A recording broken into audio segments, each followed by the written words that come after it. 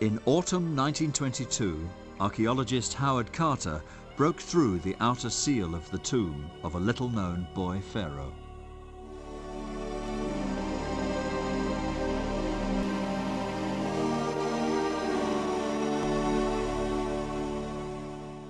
Inside were fabulous treasures that had lain untouched for over 3,000 years.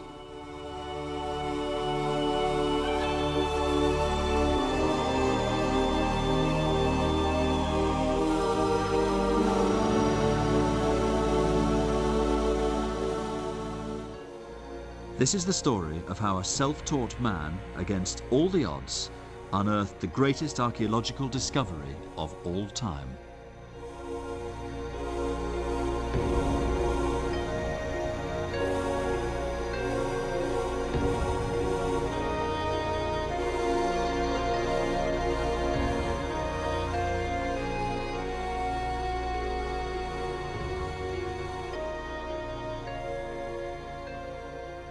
The world was quite literally amazed by Howard Carter's discovery in November 1922 of the almost intact tomb of a young pharaoh of New Kingdom Egypt who died in about 1323 BC.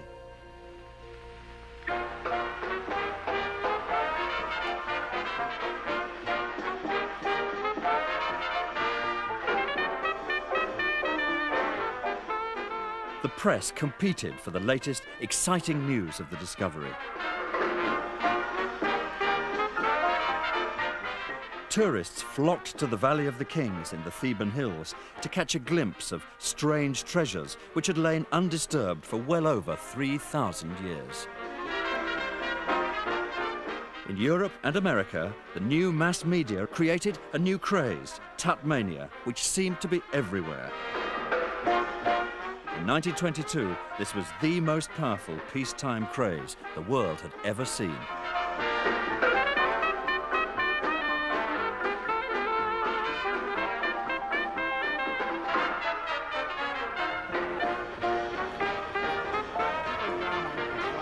The tombs in the Valley of the Kings.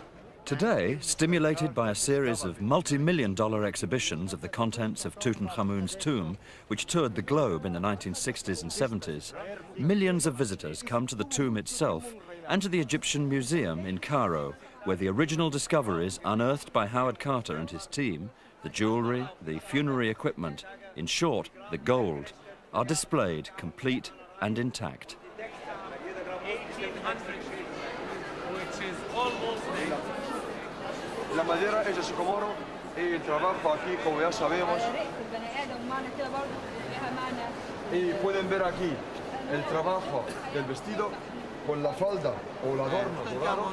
You know, this is the small king, 80 years old, second one in the scene. So we're going to see everything belongs to the government. More than anything else, they come to stare at the famous face of Tutankhamun. But few would recognize the face of the man whose name was all over the headlines in the 1920s, but who died lonely and embittered in 1939. What sort of a person was Howard Carter, the man who found and dug up the priceless treasures of Tutankhamun? His life story and the story of the buried treasure in the Valley of the Kings contains some of the fiercest contradictions in modern archaeology, as well as some of the weirdest myths and legends.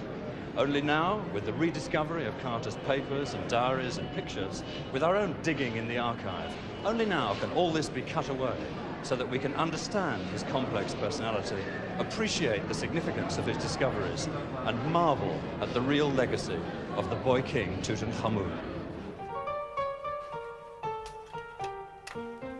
The Egypt of the 1890s, when Carter first started working there, was a vast treasure house of antiquities, to be visited almost at will by Western archaeologists, travelers fascinated by the romance and fantasy of the East, and administrators and soldiers supporting the veiled protectorate exercised by the British.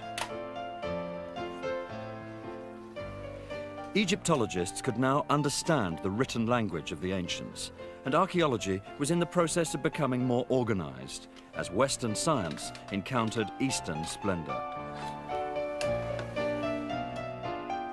This was the atmosphere and the world to which the young Howard Carter would be drawn.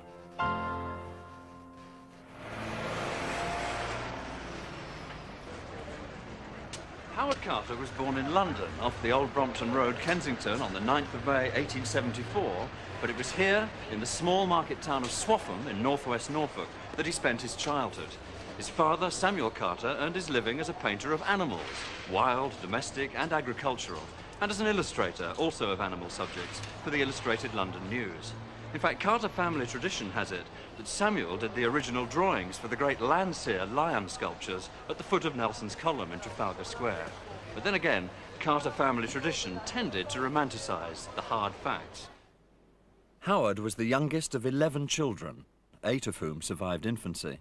And because he was a weak, sickly child, he was sent away from London to be raised on his own in a farming community by 2 unmarried aunts. His education here was minimal. I was, he said, unable to go through a regular school training. It began later than usual and ended at the early age of 15. The grass made up 14. Roger Groom. He grew up in this house, a solitary boy with something of a chip on his shoulder which would last for the rest of his life. But some things he did inherit in abundance: a good eye, a love of natural history, and a Norfolk accent.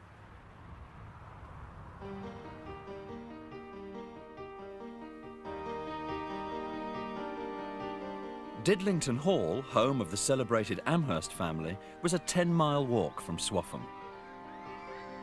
And the young Howard Carter spent a lot of time here, drawing in the garden and listening to stories about ancient Egypt and its archaeology. For the Amhersts, who took Howard under their wing, were early and influential members of the Egypt Exploration Fund. Didlington Hall housed the greatest private collection of Egyptian objects in Britain.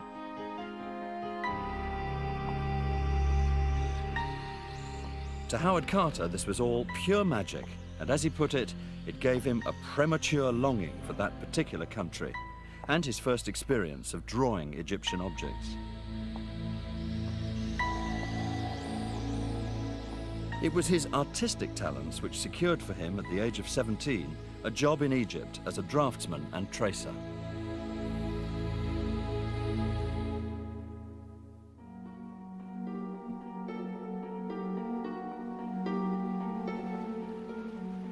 Stiff and dirty, after a long journey, we crossed over the river to the east bank in an antiquated native ferry boat.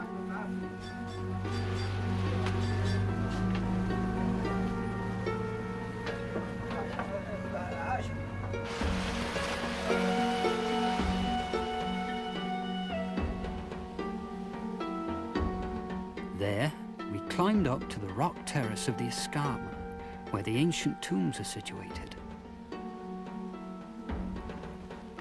His first posting for the Exploration Fund was 150 miles up the Nile from Cairo to the Middle Kingdom rock tombs of Beni Hassan.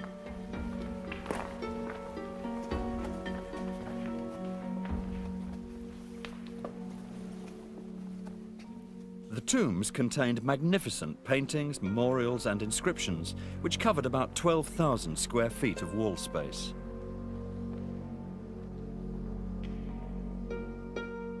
Carter was the youngest member of a survey team whose function it was accurately to trace and record the wall decorations.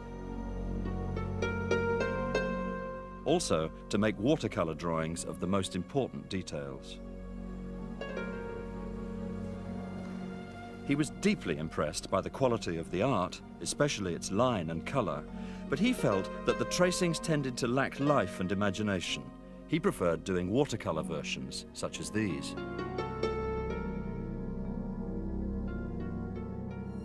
Above all, it was the romance of the place which got to him.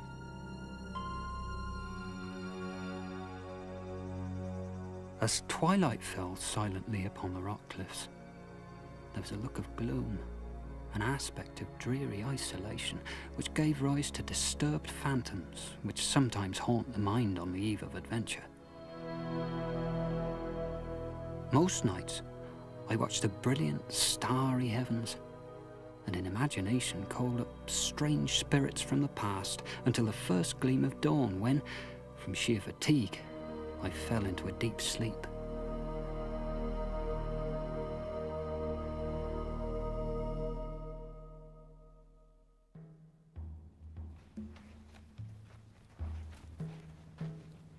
After half a season working as a tracer in Middle Egypt, Howard Carter moved south across the desert to join the new excavations at the remote site of El Amarna, the ancient ruined city of the pharaoh Akhenaten. A camel's hump is said to vary in size according to the condition of the animal. My old beast must have been in excellent condition. He appeared to have a lump everywhere. I rode him astride, sometimes sideways, but no ways could I get used to his rolling, side-to-side wobble.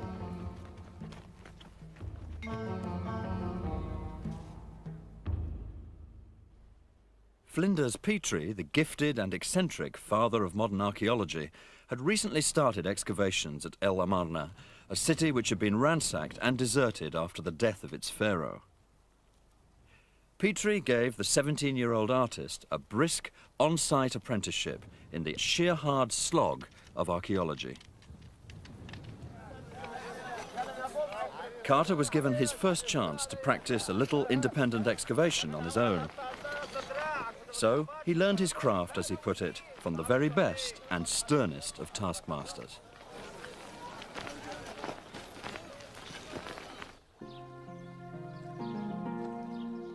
Carter's next move in October 1893 as an artist and draftsman was up the Nile again to Thebes, the traditional capital of ancient Egypt and the city of the living, with its nearby City of the Dead just across the river. My recreation from the drudgery of this everyday work was to watch and paint the wildlife. My wild friends were fairly abundant, though diverse in character, mostly with feathers. The birds which delight in eking out a precarious existence in desolate solitude.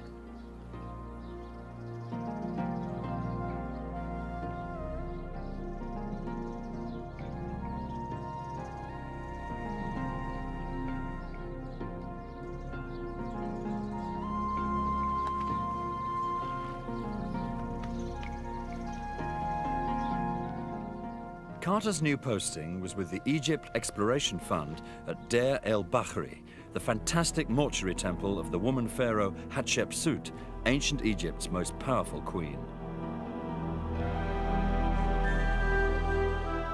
His role was to record the beautiful reliefs which were emerging in the course of excavations of the walls and pillars of the temple.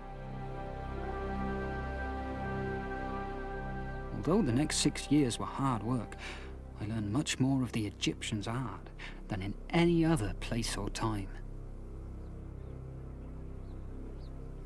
Carter also learned how to apply his artistic training, what he called the profession my father taught me, to the copying in watercolour of paintings and reliefs and wall sculptures and inscriptions.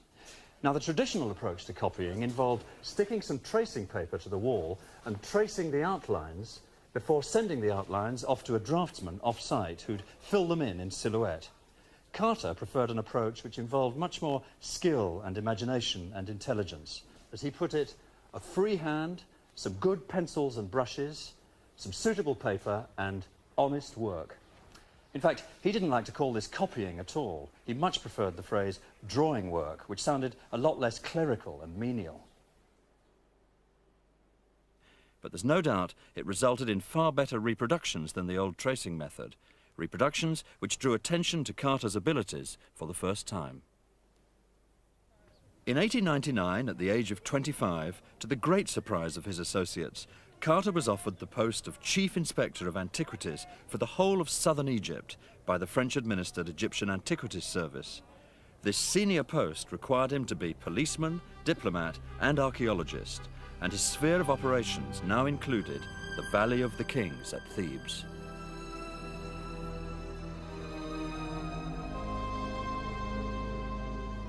The Valley of the Kings. Of all Egypt's wonders, there is none, I suppose, that makes more instant appeal to the imagination. Here, in this lonely valley head, remote from every sound of life, with the horn, the highest peak in the Theban hills, standing sentinel like a natural pyramid above them, lay many of Egypt's kings. But as chief inspector, Carter didn't have the funds to excavate. For that, he'd need a wealthy backer.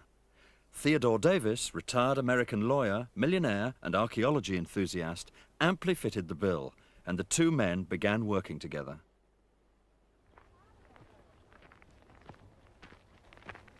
Dr. Donald Ryan, an American archaeologist of today, has specialized in retracing Howard Carter's footsteps of this period in the Valley of the Kings, including the rediscovery of tombs which had, surprisingly, been lost again in the meantime. I'm gonna get this big one here.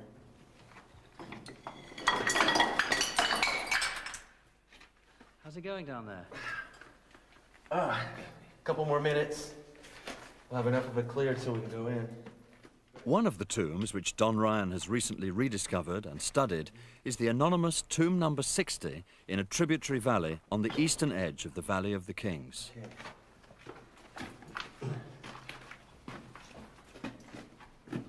Howard Carter first unearthed this tomb in 1903, but was disappointed that in his view its treasures had, as in so many cases, been thoroughly looted and destroyed in ancient times. Okay, watch your step, Christopher. These steps weren't made very well. In fact, this entire tomb is crudely carved. I don't think there's a straight line in the entire tomb. It's my feeling that the tomb was commissioned at the death of somebody important and just hacked out in a short period of time.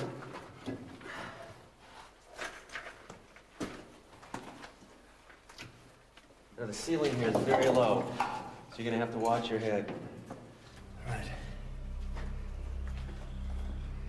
So despite the fact the tomb contained the denuded mummies of two elderly women, Carter closed it down again and didn't even bother to leave a map of its exact location. When Howard Carter dashed into this tomb, looked around, saw there were no inscriptions on the wall, apparently was not impressed. Some of these boxes are the various materials that we collected from the different parts of the tomb when we cleared this thing back in 1989. And Carter missed all of this? Well, he wasn't interested in this type of tomb. He was into something bigger and better in his mind. And this big wooden box contains the mummy we found lying in approximately this very place on the floor. There was a second mummy in here, and on its coffin it said Royal Nurse of Queen Hatshepsut. As far as this mummy which remains inside this box, we don't know exactly who it might be. So when you have an undecorated tomb, it can be quite an archaeological puzzle.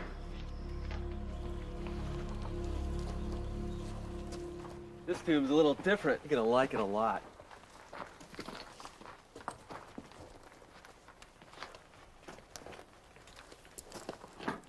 Another tomb in the valley, the nearby Tomb 20, was cleared of debris by Howard Carter in the 1903-04 season, where he dug through to two quartzite sarcophagi within it.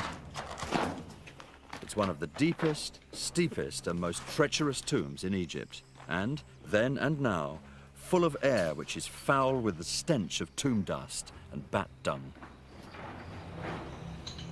It was one of the most irksome pieces of work I ever supervised. There was serious danger of the rock falling in upon us. And to add to our trouble, the air was also very bad. Candles would not give sufficient light, and I was obliged to introduce an air pump. Even then, the workmen could only work 3 hours at a time. Oh, stench. It's really good. What is it? I think you know what it is.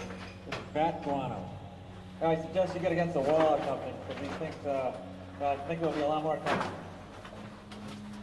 Stay against the wall, Christopher.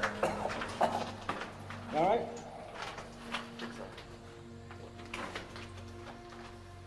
They are revolting creatures. Just better sit still until they go by. God, I think one of them touched my face. You think they're rabid, Dom? There's no way of telling, really. No, I don't want to find out either. Come on. I think we ought to get out. After you, Maestro.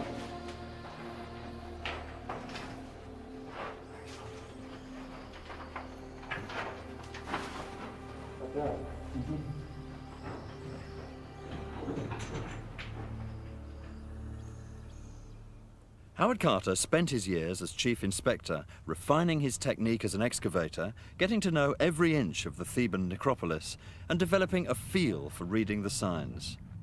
With the tomb of Thutmosis IV, which he began excavating in January 1903, Carter found exactly the kind of tomb he was looking for, and incidentally, Theodore Davis was paying for. He too would have left his hat outside to show passers-by that he was at work within.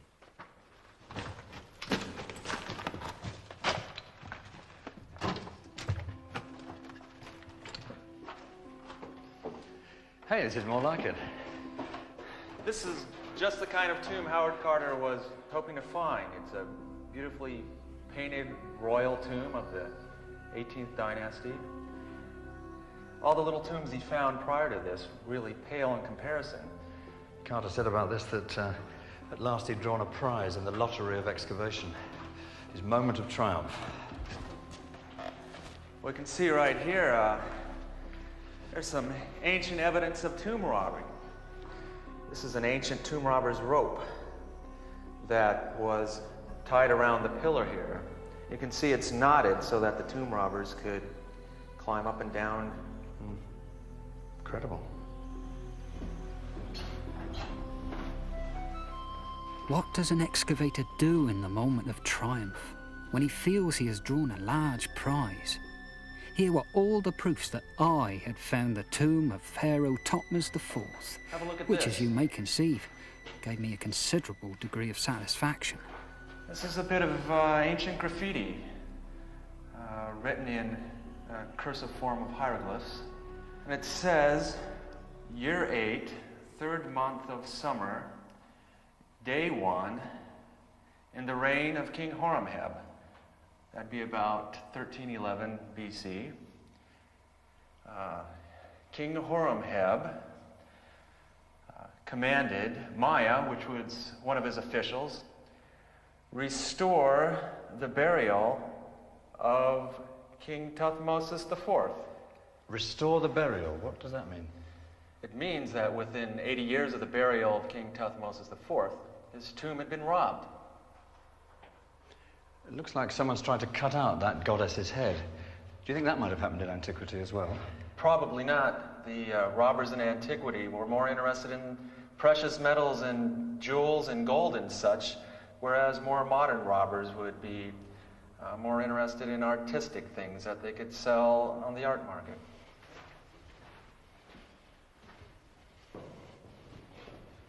Within this burial chamber, everything had been broken to bits and thrown helter-skelter by those ruthless vandals, the tomb plunderers, who in their thirst for gold had spared nothing.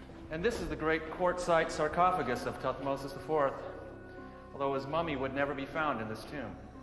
Carter, I think, said that there were all sorts of bits of linen and ceramic lying around the sarcophagus here, so the scene resembled an orgy rather than a hallowed place. And I believe he thought that the robbers of antiquity had done it.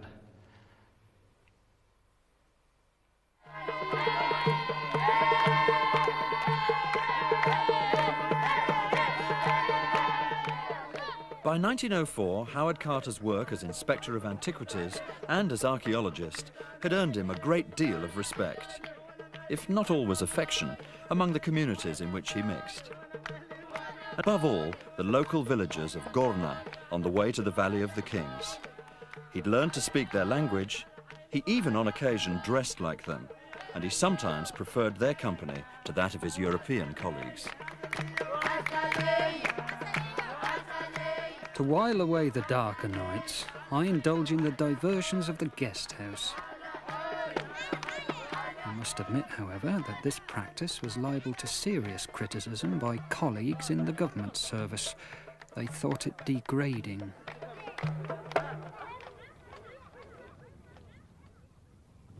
In late 1904, Carter was moved from the Inspectorate of Upper to Lower Egypt, which included in its sphere of influence the great necropolis around the step pyramid of Saqqara. After 5 years, it was time for a change, but unfortunately, the new post was to go disastrously wrong. A week into the new year of 1905, and a party of some 15 French people, having had a jolly good lunch over in the palm groves of Memphis, and having had several bottles of wine to wash it down, arrived here at the Saqqara necropolis by donkey and asked in a semi-coherent way to see the monuments. The local ticket inspector, naturally enough, asked them for their money, and several of them refused to pay. They hung around, had a few more drinks, and made their way down to the Serapeum.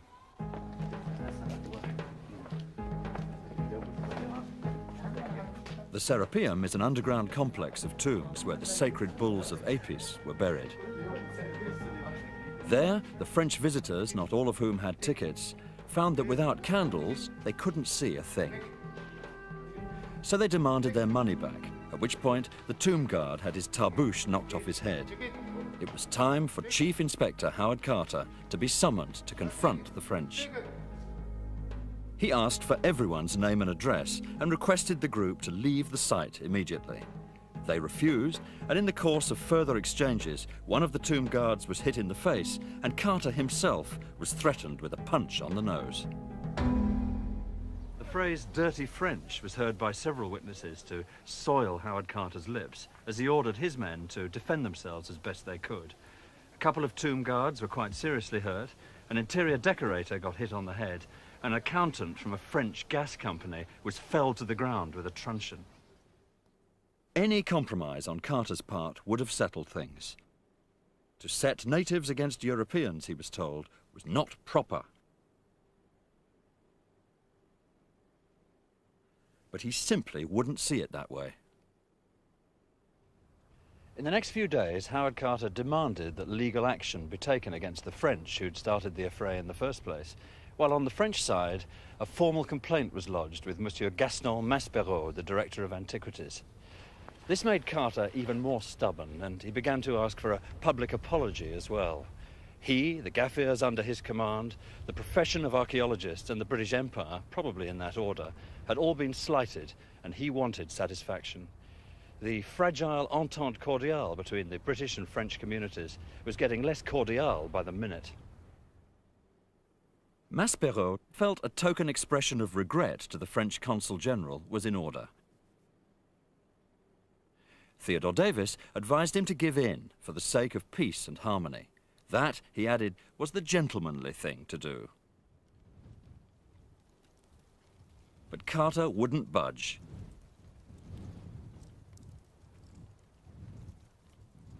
So, at the age of 31, he'd done serious damage to an exemplary career and subsequently resigned.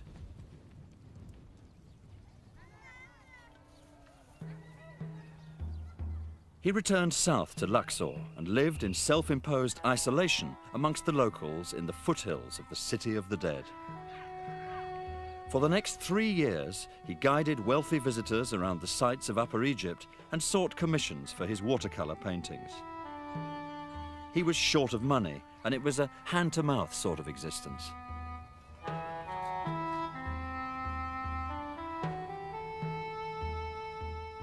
A far greater trial lies in the monotonous life that one is obliged to lead. The wearisome sameness day after day. The passing of months without companionship.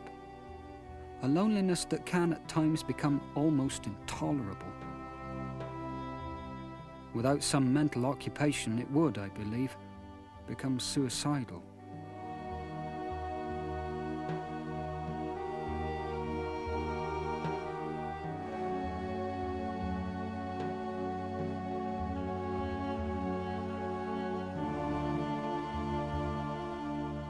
In summer 1907, Carter returned to England, where he learned that Lord and Lady Amherst, who'd encouraged him to go to Egypt in the first place, had hit hard times.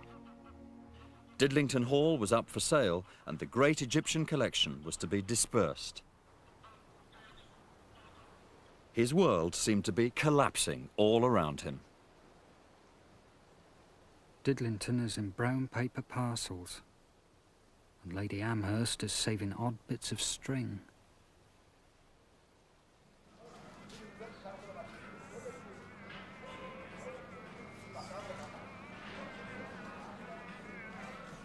But his love of Egypt and the fact he had nowhere else to go took him back, where he added a new occupation to his makeshift career as a part-time dealer in antiquities, a job for which he was well qualified.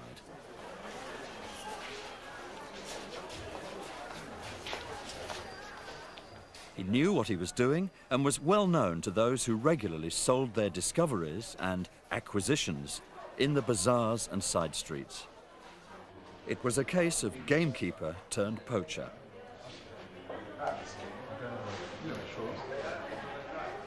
And are these popular, these kind of things?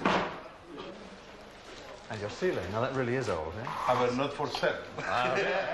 If Carter was to return from this unhappy interlude to the work he most wanted, the work of the excavator, he'd need another wealthy patron to support him.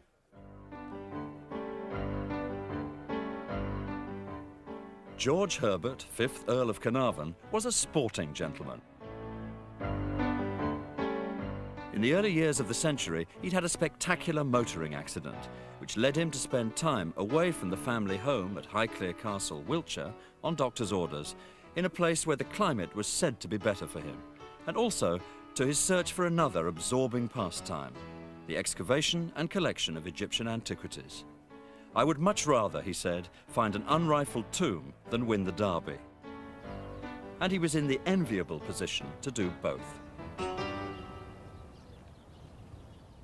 At first, Carnarvon was granted a permit to excavate here in a part of the Theban necropolis where even an amateur could do little damage. It had been rummaged over many times before, and all he had to show for his investment was a mummified cat. But he was absolutely thrilled with it and determined to secure a better concession. For this, he would need a professional advisor and assistant, someone with more credibility. Gaston Maspero suggested his ex-colleague, Howard Carter. It was the start of a most unlikely friendship between the grandee who admired Carter's skills and the craftsman who returned the compliment by modelling himself on his patron. Neither of them could imagine where the partnership would eventually take them. As a sign of Carter's newfound security, he decided to design and build his own castle, a permanent home at the entrance to the Valley of the Kings, which he called Castle Carter. What he yearned for was a concession in the valley itself. What he got was permission to work around its margins.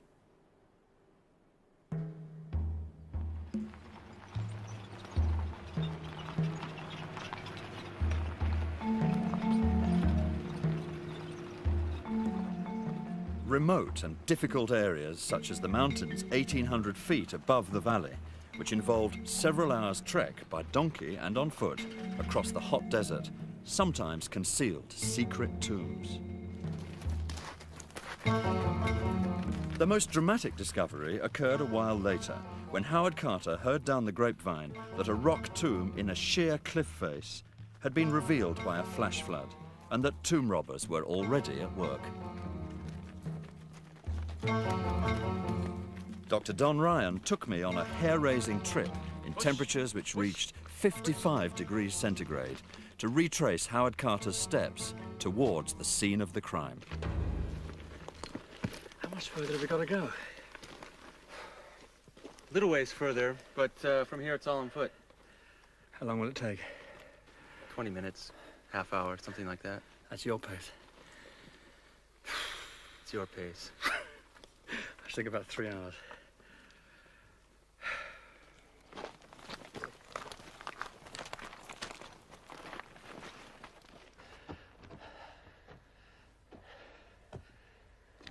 There it is. You're kidding me. So where's the tomb? It's a little opening up in the cliff. God. That one there, halfway down? Right. That's it. How on earth do you get to it? How'd you get down there? God. I think it looks lethal. Piece of cake. Oh, yeah. That's pretty inaccessible. They certainly hid it. So you have to come down from the top? Right. You've obviously done this before. Once or twice. I haven't, Donald. It's not a problem. I see. There isn't and wasn't a path up this mountain, just a field of boulders with a sheer drop on either side of it, which has seldom been disturbed since Carter's day.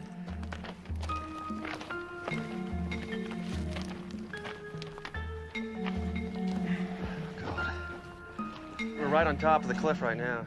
It's all getting a bit macho for me. Great. Let's do it. When we arrived above the tomb, I found that the plundering Arabs had crept down a crack extending halfway down the cleft to a narrow ledge in the rock. For anyone who suffers from vertigo, it certainly was not pleasant. Oh, it's slippy. This is the easy part. Thank you. Ow. Sorry about that rock fall. There's plenty more where that came from. Point of no return coming. Where do I put my leg? Right here. Right. Well done. Well done. My goodness. It's just a sheer drop. Well, this is where we set up the ropes. Right? Here comes the wind. Don, I don't think that I'm going to go any further. I've made it to the plateau. I think Carter calls it not for people with vertigo, and I'll drink to that. I think I'll leave it to the professional from here on. I wholeheartedly concur. Well, I'm glad to hear it. Okay. I'm deeply impressed with the range of skills that archaeologists show. Had no idea. Carter probably used a knotted rope of some sort. It would be pretty scary. And he didn't have all this modern mountaineering equipment. Solid. That's reassuring. All right, I'm going to give this a toss. Rope! The guide pointed out to me the end of a rope which dangled sheer down the face of a cliff. Listening, we could hear the robbers actually at work. So I first severed their rope, cutting off their means of escape, and then, making secure a good stout rope of my own, I lowered myself down the cliff. Set. And ready. Chocks away.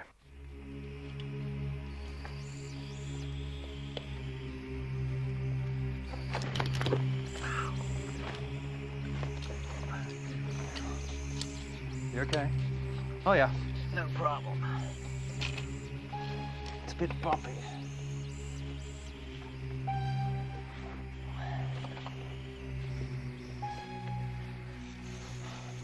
Shinning down a rope into a nest full of industrious tomb robbers is a pastime which at least does not lack excitement.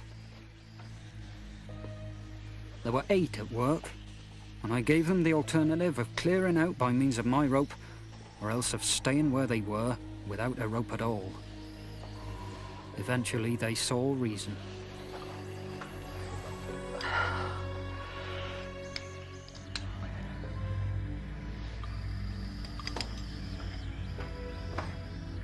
Carter wasn't sure what he'd find inside this cunningly concealed tomb 130 feet down from the top of the cliff. It had a half-finished, unoccupied look to it. It seemed that the tomb was originally intended for the young Hatshepsut, who'd had an inscribed quartzite sarcophagus placed there in readiness, but that after she seized the throne, she abandoned it for a grander memorial and a mortuary temple, that same temple on which Howard Carter had worked for 6 years. Oh, this is very strange. This little room here is full of water. Not going in there. This is water that probably entered this tomb sometime during the winter. The rains that occurred filled this tomb. So, after the incredible labor and imagination involved in preparing it, this cliff tomb was never used.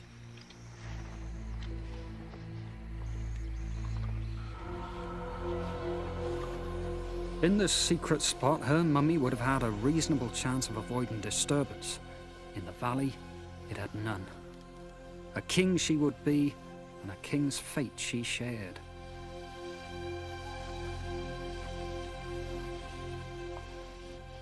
How was it done?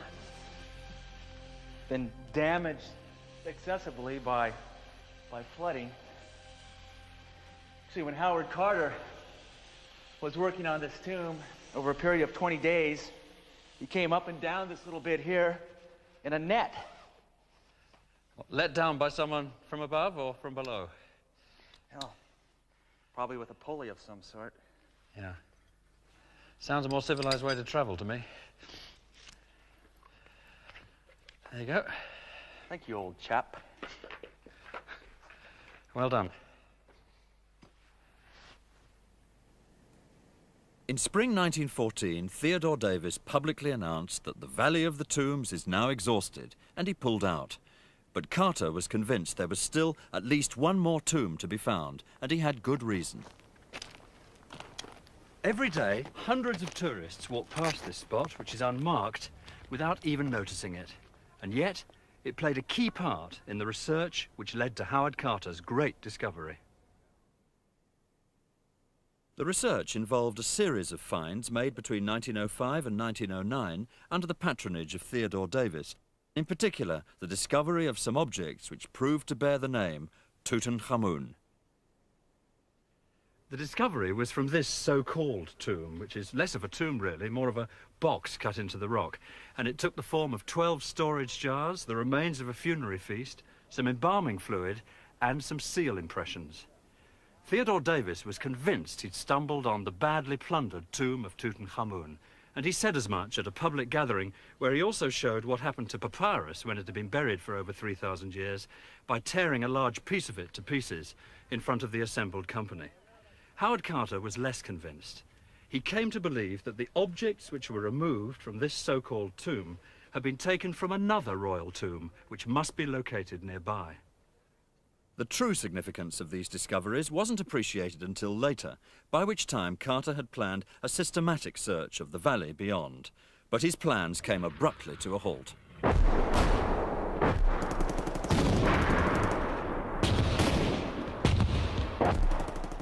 At the age of 40, Carter wasn't expected to see active service in the First World War.